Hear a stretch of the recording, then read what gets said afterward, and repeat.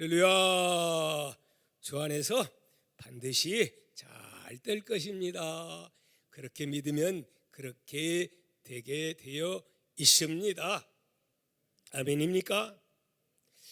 최근에 어느 글에 보니까 이런 글이 있어서 여러분에게 소개합니다. 어떤 내용이냐? 늙을수록 젊게 사는 7가지 세븐업, 그걸 하는데 많이 저하고 이상하게 동감이 돼서 여러분에게 소개를 하면 다는 할 수가 없고 4가지만 말씀을 드리면, 첫째, 클린업입니다. 뭐지요? 청결입니다.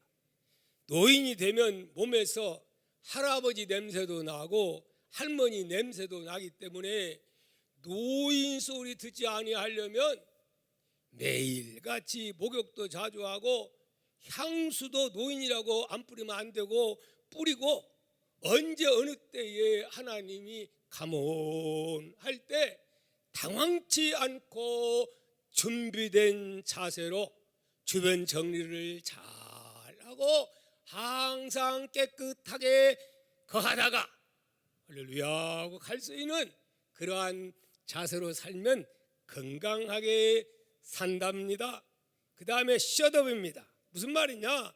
나이가 들수록 뭐가 많아지지요? 잔소리가 많아지고 말이 많아진답니다.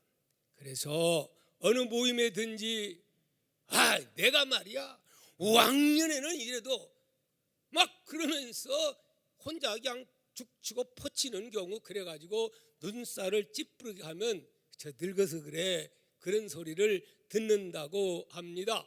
그리고 꼭 자기 주장이, 노인일수록 자기 주장이 엄청나게 세요.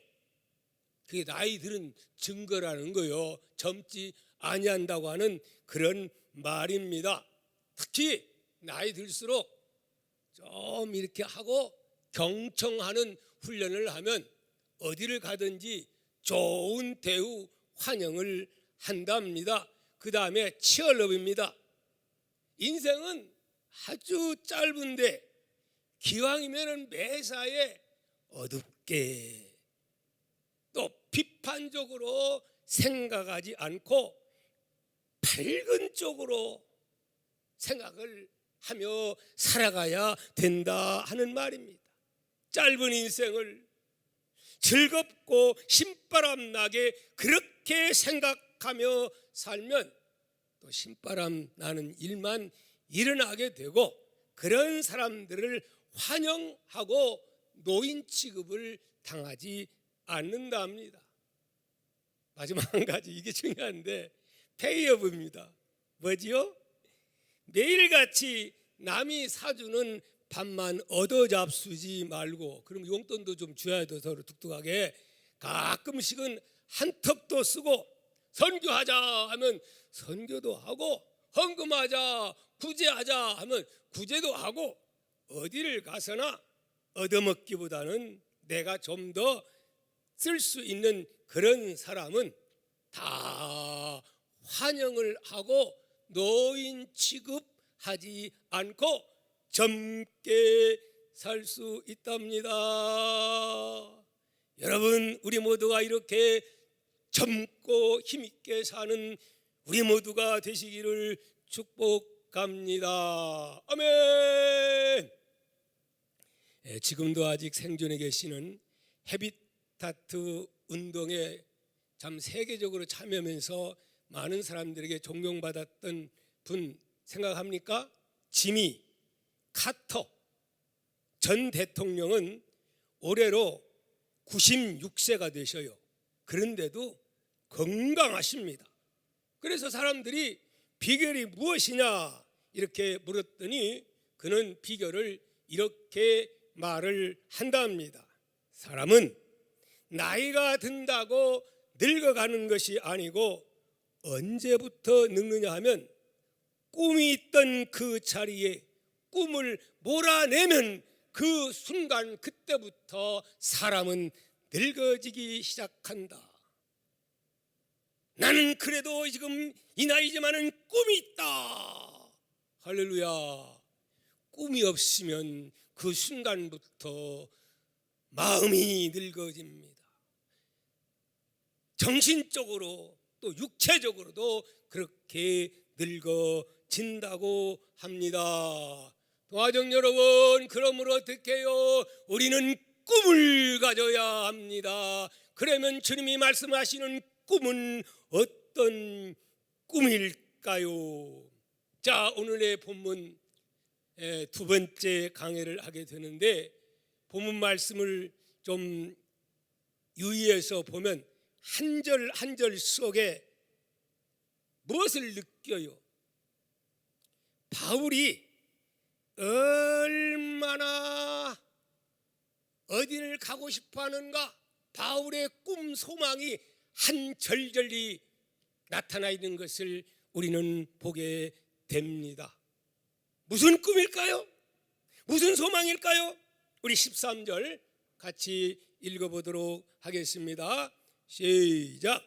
형제들아, 내가 여러 번 너희에게 가고자 하는 것을 너희가 모르기를 원치 아니하노니, 이는 너희 중에서도 다른 이방인 중에서와 같이 열매를 맺게 하려 함이로되 지금까지 길이 막혔도다. 지금도 가고 싶어. 지금이라도 당장에 가고 싶은데 이상하니 가지 못하게 뭐가 막는 게 있다. 하지만은 결국은 그 꿈은 이루어집니까? 안 이루어집니까? 다 마침내는 이루어졌어. 로마 교회를 든든하고 말씀에 바로서게 하고, 결국은 이 로마 교회가 그 엄청난 핍박, 300여 년간의 그 핍박을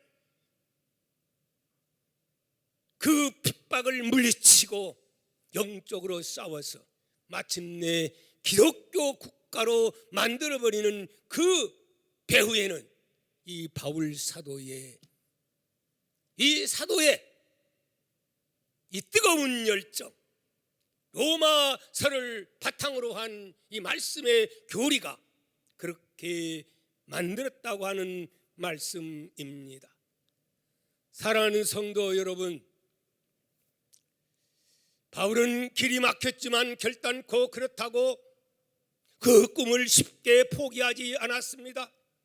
우리가 사도행전 보면은 얼마나 사탄 마귀가 거기 못 가도록 죽이려고 40명의 결사들을 조직해서 그를 죽이려고, 이 얘기만 하면 길어지니까 생략하고, 하지만은 유라굴로 광풍까지 해서 죽이려고 했지만은 오히려 하나님의 살아계심을 경험하게 되고, 특별히 이제 바울 사도가 그렇게 한 것은 언제부터 로마에 가서 복음을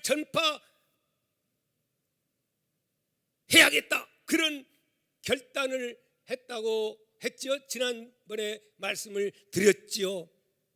바울이 처음부터 막 기적이 나타나고 능력이 나타나고 그랬을까요? 안 그랬어요. 처음에는 그냥 별 볼 일 없었어요. 근데 예수 믿고 사명받아 에베소에 갔을 때에 자기도 모르게 신기한 일들이 일어나는 거예요. 놀라운 기적들이 나타나는 거예요. 거기 보면 사도행전 19장 11절 12절에 보면 제 말이 아니고 이렇게 말합니다. 심지어 사람들이 바울의 몸에서 손수건이나 앞치마를 가져다가 병든 사람에게 얹으면 그 병이 떠나고 악귀도 나가더라. 또 마술을 행하던 많은 사람이 그 책을 모아가지고 와서 모든 사람 앞에서 불사르니, 세상에 마술하던 엄청난 그들에게서는 이건 뭐예요? 이거 없으면 못하는 거예요. 근데 그런 것들 다 불살려. 그때는 책값도 비쌌어요. 요즘하고 달라요. 그렇게 결단하는, 그래서 값이 은 5만이나 되더라. 상상을 초월하는 그런 금액입니다. 그런데 이거 아까워지 않는 거예요. 왜? 이것보다 더 중요한 것은 영원한 생명, 복음의 능력, 이게 더 중요하기 때문에 이거 있으면 또 이거 포기하고 또 그거 붙잡을까 봐서 결단하는 이 모습 보고 아하, 복음 속에는 이런 엄청난 능력이 있구나. 이 복음의 능력을 세계의 수도 로마에 가서 복음을 전파하면 세계의 복음화가 당겨질 수 있고, 그렇게 되면 주님이 빨리 올 수가 있을 텐데, 어떤 소망이요?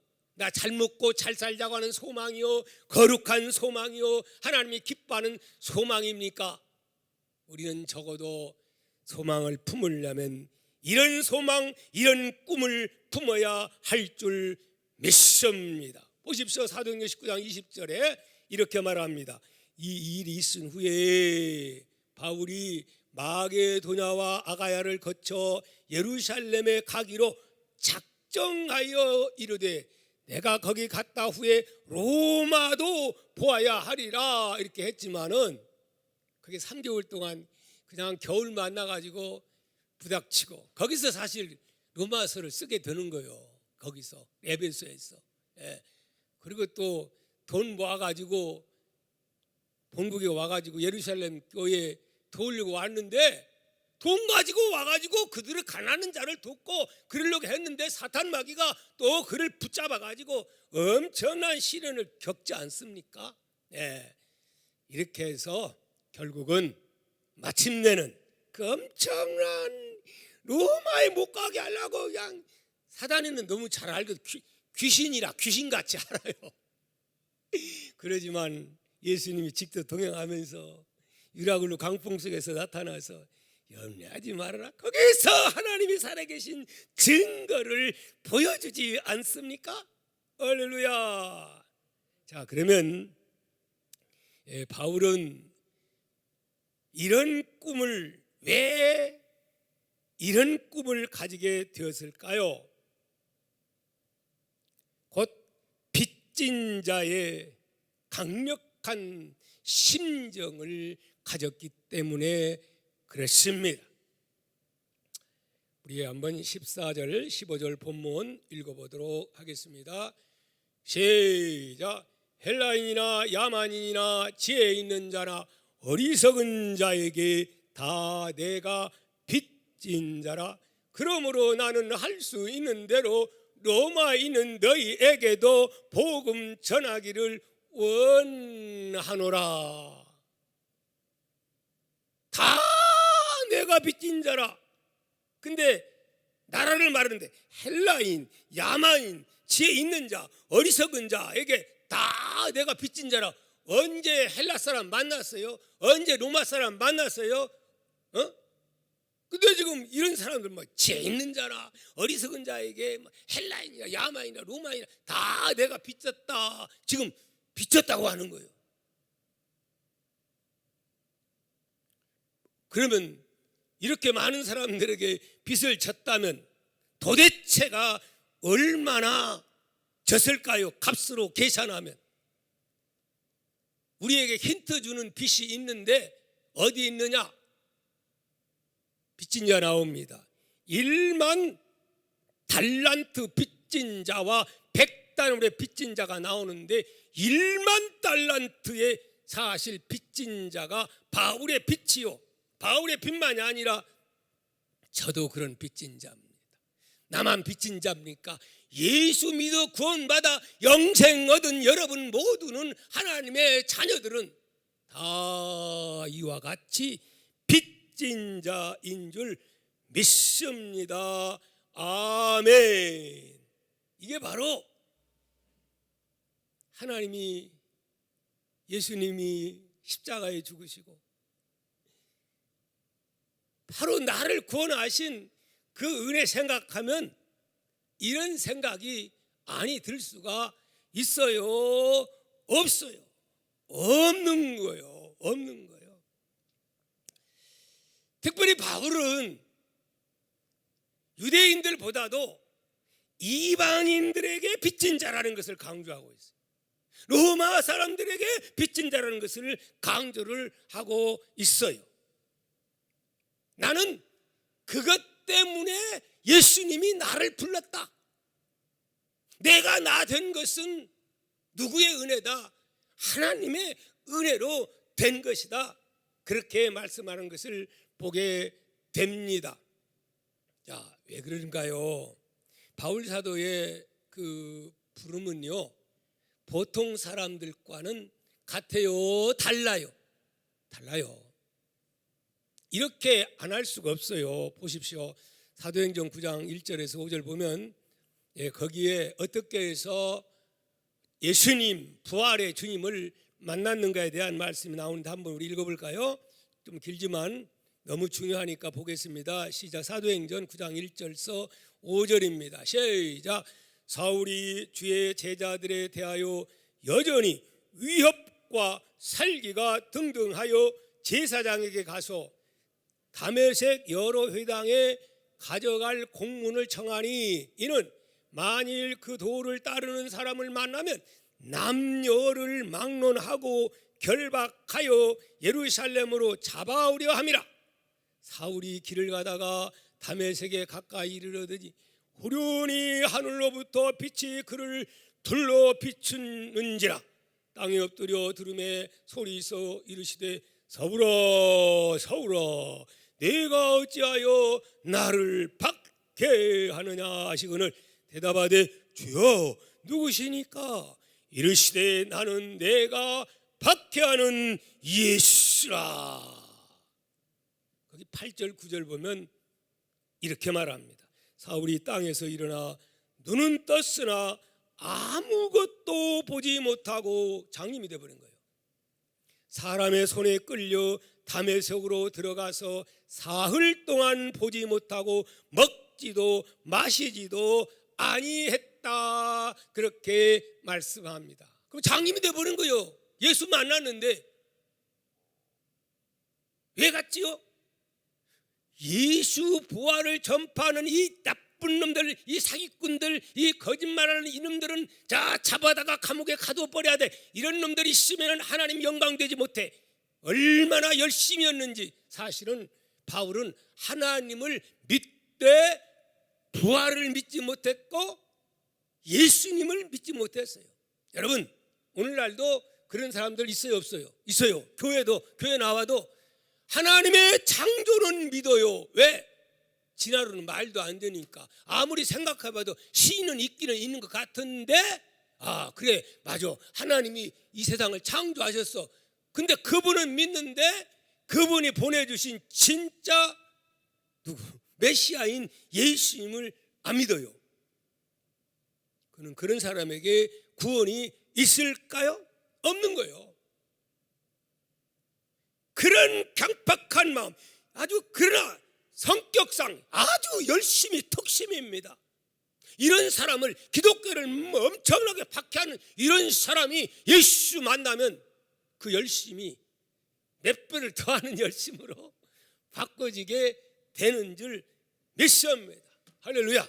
그래가지고 하나님이 너 어디 가면 누구 만난다 그러면 거기 집 가라가는 곳에 보면 아나니아라고 하는 그러한 신실한 하나님의 종이 있다. 그리고 아나니아에게도 하나님이 나타나서 누구누구가 메시아 올 거다 다 가르쳐줘요.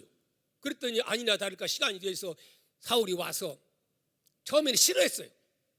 근데 주님이 야 까부지 마. 그는 내가 택한 이방인의 그 사도로 내가 택했다. 잔소리 말고 너 기도해서 눈을 뜨게 해주라. 그래서 예 해가지고 그대로 왔을 때 그에게 안수를 했더니 어떻게 됐냐? 눈에서 장님이 되어가지고 있었는데 눈에서 비늘이 벗겨짐에 눈이 떠졌는데, 그때부터 이 눈은 어떤 눈이냐? 옛날에는 육신적인 눈만 뜨고 있었는데 그 순간부터 눈에 영적인 비늘이 싹 벗겨지면서 영안이 열려지는 영적인 눈으로 바꿔지게 된 줄 믿습니다. 그때부터 모든 것을 바라보는 눈이 열렸어요. 육신적인 눈만 떠지는 게 아니라 영적인 눈이 떠졌어요. 자신을 볼 줄 알았어요. 자기가 누군가를 알게 되었어요. 그래도 디모데전서 1장 15절에 보면 이렇게 자신을 가리켜서 나는 뭐라 하죠? 죄인 중에 괴수라, 그렇게 말하는 것을 우리는 보게 되는 줄 믿습니다. 아멘. 바울은 자기를 빚진 자라, 나는 빚을 갚아야 한다. 빚 갚아야 돼. 빚 갚아야 돼. 여러분, 빚쟁이는 빚을 갚아야 되는 거예요. 빚 지고 빚 안 갚으려고 하면 안 되는 거예요. 예. 그래서 바울은 왜 이런 강력한 마음을 먹었냐면, 자기가 좀 구원을 위해서 뭔가 노력하고 이런 거 신경을 쓰고 한 것도 아니란 말이에요. 예? 완전히 하나님의 뜻과는 역행을 했다 이 말입니다. 자기가 사도가 되고 자기가 이런 엄청난 영원한 생명의 구원을 받은 것은 내가 착해서, 공부를 잘해서, 아니면 똑똑해서, 오늘날로 말하면, 수저로 말하면 금수저여서, 이래서 예수 그리스도가 하나님이 나를 선택한 것이 아니라 나는 죄인 중에 괴수고 나는 지옥에 가도 가장 밑구덩이에 가야 할 나인데, 그런 나에게 찾아오셨다 이 말이에요. 그러니 이 은혜가 얼마나 감사해. 이것은 나는 빚진 자다. 예? 그래서 그의 마음속에 빚진 자의 사명을 갖게 되었다 하는 말씀입니다. 당시 세상 사람들, 아니 유대인들에게는 이방인을 어떻게 봤느냐? 어쨌죠? 하나님 안 믿는 이방인들은 지옥의 땔감으로 생각했어요. 이런 사고가 결국 유대인들이 새 당대에 미움을 받은 거예요. 자기들만이 막 특권으로 알고, 유대인들의 그 많은 핍박이 여기에 있어요. 우리들도 겸손해야 돼요. 우리가 잘나서 하나님의 아들, 딸이 된 것이 아니라 우리도 바울처럼 알고 보면 죄인 중에 괴수 아닙니까?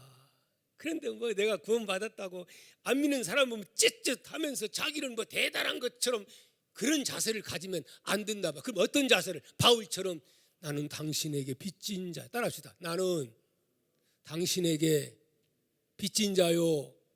내가 빚을 갚아야 할 것들이 참 많아요. 아멘. 이렇게 겸허한 자세를 가지고 그들에 다가가야지. 나는 이러면서 쯧쯧 안 됐어 이러면서 이렇게 하려고 막 설교하려고 그래가지고는 전도가 된다 안 된다? 안 된다는 거예요. 예. 빚진 자의 자세. 그러려면 섬겨야 되는 거지요.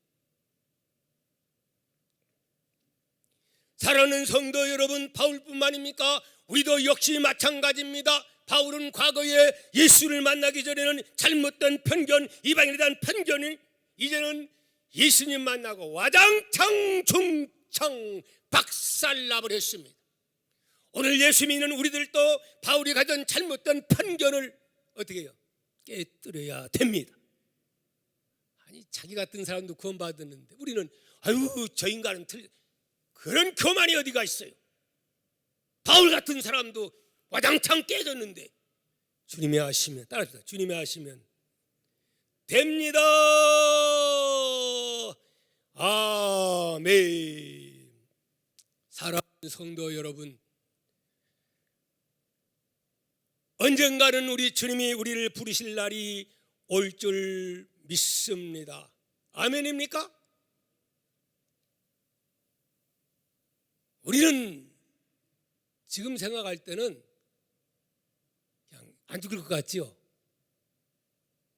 천년 만년 살 것 같지요? 아니요. 때가 정해져 있음을 우리는 알아야 합니다. 그러므로 오늘 하나님이 언제 우리를 불러갈지, 이 코로나 바이러스가 그냥 우리에게 해 만드는 거 가만히 기도하면서 깨달은 것은 뭔가 하나님의 놀라운 섭리가, 여러분 코로나 바이러스라고 다 손해인 줄 압니까? 어떤 분들은 코로나 바이러스 때문에요 왕창 수지 맞은 사람도 많아요. 배달하는 이런 업하는 분들은요 엄청나게 수입 많아요. 그런가 하면 정화될 것 정화되고요, 하나님의 사람들이요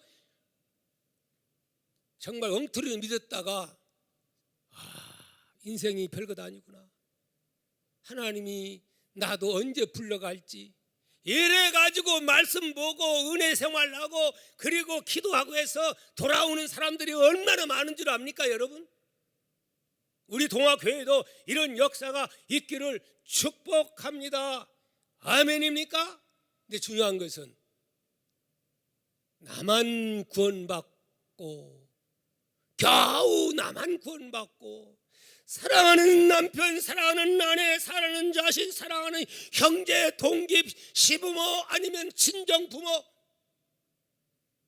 구원받지 못하고 나만 믿게 된다면, 어느 날 주님이 나를 불러가서 이제 하나님 나라 가서 그날 아침에 내가 눈을 떴을 때에 먼저 와서 보여야 할 사람이 안 보인다고 한다면 얼마나 안타까운 일이겠습니까? 그런다면 참된 천국이지만은 우리가 생각하고 기쁘고 그러겠습니까? 나는 천국이라 해서 그 기쁨이 똑같다고 생각하지 않습니다. 여러분 하나님 나라 가서 정말 영광스러운 영생의 복을 누릴 수 있기를 축복합니다. 그러기 위해서 무엇보다 바울이 가졌던 빚진 자의 심령이 이 종에게도, 우리 향로님들에게도, 그리고 우리 스태준들에게도 임할 수 있기를 소망합니다. 1939년 오스카 신들라는 분은 독일인 사업가였습니다. 그는 폴란드에 가서 그릇 공장을 인수해가지고 유대인들을 고용하게 됩니다. 그가 그렇게 한 것은 그가 유대인들을 구하고자 하는 처음부터 숭고한 그런 마음이 있어서 그렇게 한 게 아니고, 폴란드 사람들은 노동이 비싼데 유대인들은 헐값이었어요. 그래서 그들을 고용해가지고 부자 되려고 그들을 많이 값이 싸니까 고용해가지고 처음에는 학대를 합니다. 그리고 그는 아주 상술이 좋아요. 그래가지고 독인들 막 돈 들이고 그 다음에 돈 벌면 가지고 술집 가서 이 여자 제가 취하고 이런 인생을 살던 사람이 방탕해요, 사실 한마디로. 그런데 어느 날 깨닫습니다. 무엇을? 이 나치들이 얼마나 잔인하게 학대하고 어린아이가 학대받는 그 모습을 보고 자기 자녀를 생각한 거예요. 그러면서 인생의 허무와 어떻게 사는 것이 가치 있는 삶인가 크게 깨닫게 됩니다. 그러면서 가치 있는 삶을 살아야겠다. 하루를 살다 죽어도 우리 인생이 저렇게 죽어가는 인생인데, 그래서 자기의 있는 모든 사재를 다 털어가지고 유대인들을 한 사람 한 사람 끌어들입니다. 그래가지고 300만의 엄청난 사람들이 핍박당하고 죽음의 위기가 있을 때 몇 명을 구해내느냐, 다 사형장으로 끌려갈 수밖에 없는 사람들 1100명을 그가 구하게 됩니다. 자, 제가 이 영화를 너무 참 은혜스럽게 봤기 때문에 이번에 제가 동영상을 보면서 제가 본 게 있어요. 그런데 이런 장면이 나옵니다. 어떤 장면이 나오냐 하면은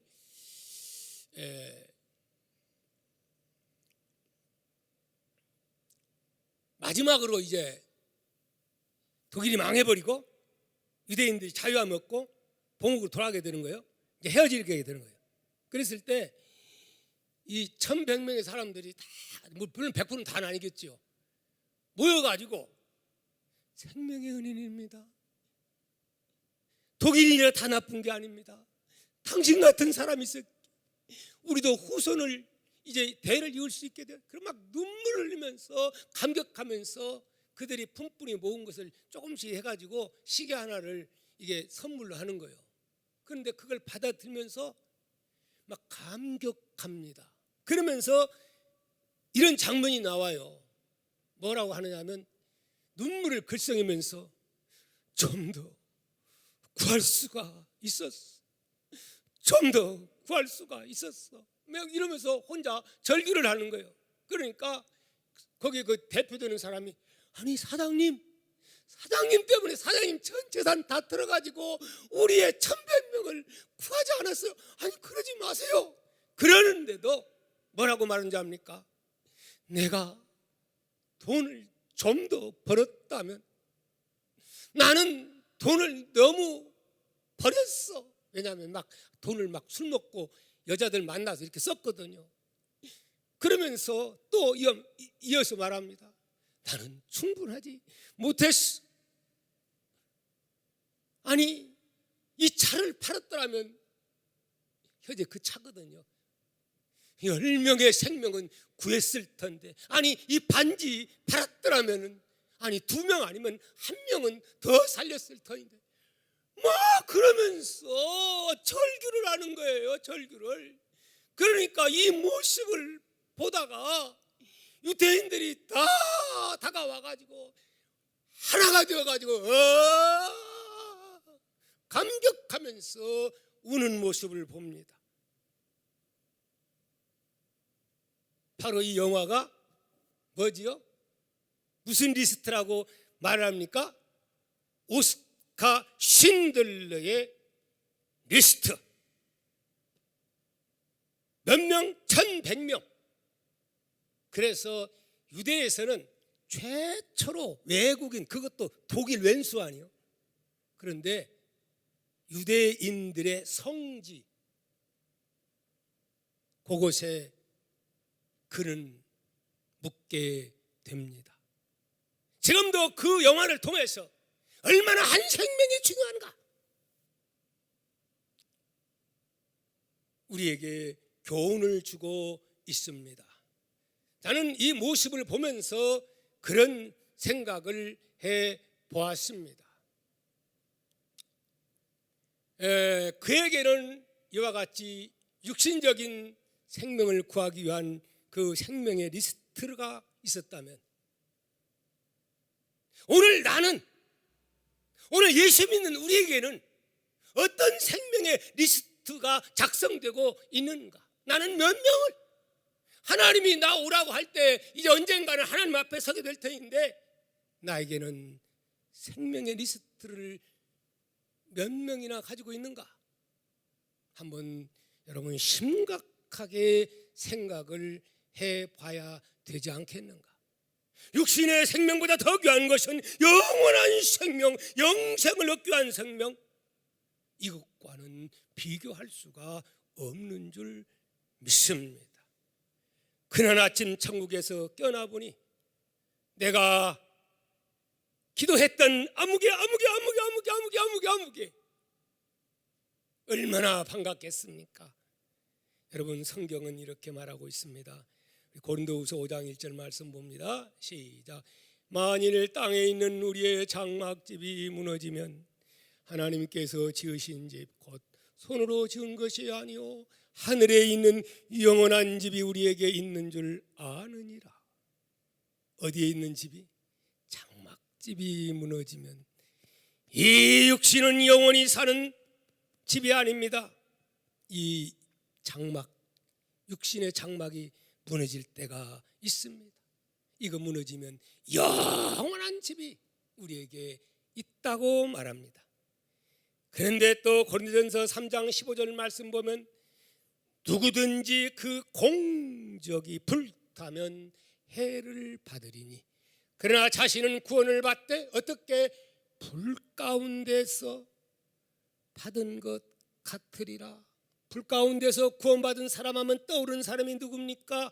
러시아 말로 불 가운데서 구원을 받았는데 영광스러운 그러한 구원을 받았을까요? 아니면 부끄러운 구원을 받았을까요? 자기 부인은 어떻게 되었나요? 도중에 소금깨등이 되었고 사위는 어떻게 되었나요? 사위들은 역시 농담으로 여겨서 그들도 다 불구덩이 속에서 죽은 것을 보게 됩니다. 두 딸은 구원은 받았지만 나중에 어떻게 되었습니까? 모압과 암물을 만들어내는 정말 부끄러운 구원의 대명사가 곧 롯이라고 생각이 되어집니다.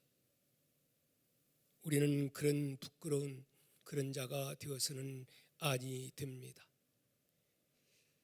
다니엘서 12장 3절 다 같이 읽습니다. 시작. 지혜 있는 자는 궁창의 빛과 같이 빛날 것이요 많은 사람을 옳은 대로 돌아오게 하는 자는 뭐같이?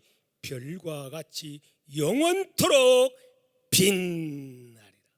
어떻게 하는 자에게? 많은 사람을 옳은 대로, 옳은 데가 어디요? 영생의 길로 인도하는 그 자, 영원토록 별처럼 빛나는 면류관이 우리에게 주어진다라고 말씀합니다. 여러분, 결론 짓습니다. 우리 모두는 지금까지 영원한 생명의 리스트가 없다 할지라도 지금부터라도 여러분 한 사람 한 사람 이름을 내 기도하는 영원한 생명의 리스트에 아무개 이름을 집어넣고 기도함으로 또 그들을 섬김으로 진짜 생명의 리스트에 들어갈 수 있는 그런 구원받은 사람들로 이끌어야 될 줄 믿습니다.